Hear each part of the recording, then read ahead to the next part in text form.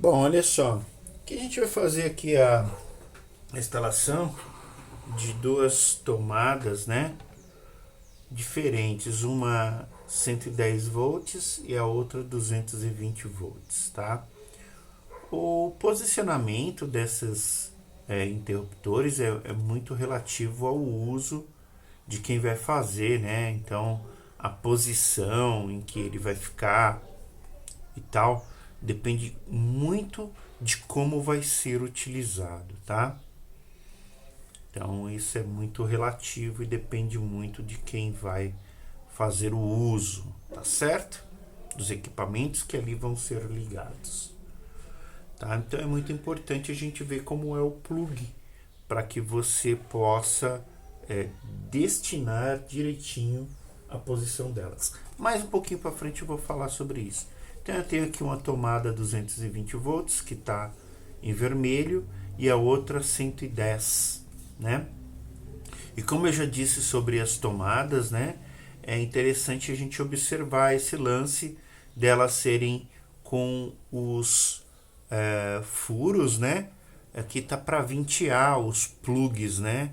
O encaixe aqui para aquelas tomadas mais grossas, mas que também serve as tomadas 10A, que são as mais fininhas, né? Então você pode usar tanto uma como outra no caso dessas tomadas. E aí a gente também vai conversar um pouco mais e vai falando sobre isso no decorrer do nosso curso. Beleza, então aqui eu tenho uma 220 que é vermelha, então eu vou precisar de duas fases, que aqui eu vou representar por um fio vermelho uma fase, o fio preto a outra fase, né? E como eu quero em 220 volts, eu vou precisar tanto da fase 1 quanto da fase 2. Lembra que a gente está falando de... E aqui é o nosso aterramento, tá? Esse verde. A gente está falando de fornecimento bifásico, né? Nas nossas aulas de teoria. E o fornecimento bifásico a gente recebe duas fases, podendo obter 220 volts. Mas para isso eu preciso ter, né, essa distribuição em 220 volts, tá? Na hora em que eu recebo a minha rede ali no poste. Então eu vou usar um disjuntor bipolar para fazer essa questão do 220 aqui na nossa tomada, né? E eu tenho uma outra aqui que é uma tomada 110 volts, que eu vou precisar de uma fase, né? E aí só apenas um disjuntor que vai ser utilizado, né?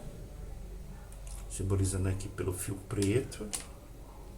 Eu vou ter o neutro que vai direto no barramento aqui no nosso quadro. E vou ter o aterramento aqui, que vai ser ligado no barramento de aterramento que está ali no nosso quadro, tá? Então eu vou fazer as conexões e aí a gente conversa mais um pouquinho sobre isso. Beleza?